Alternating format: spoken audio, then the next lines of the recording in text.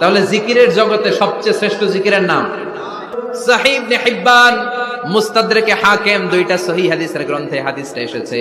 সাইয়েদনা আবু সাঈদ আল খুদরি হাদিসের বর্ণনাকারী। বিশ্বনবী বললেন, মুসা আলাইহিস সালাম আল্লাহর ডেকে বললেন, আল্লাহ আল্লিমনি কালিমাতান আদউ বিহা, ও আল্লাহ এমন একটা স্পেশাল জিকির আপনি আমারে শিক্ষা দেন, এই জিকির দিয়ে আমি আপনারে ডাকবো, এই জিকিরটা জানবে শুধু আমি আর জানবেন আপনি, দুনিয়ার কেউ জানবে না। এমন একটা জিকির শিখান যে জিকিরটা কেউ জানে না, জানবে শুধু আমি আর জানবেন আপনি। আল্লাহ বললেন, মুসা পড়ো লা ইলাহা। মুসা আলাইহিস সালাম বললেন, আল্লাহ জিজ্ঞেস করলাম কি আর কইলেন কি?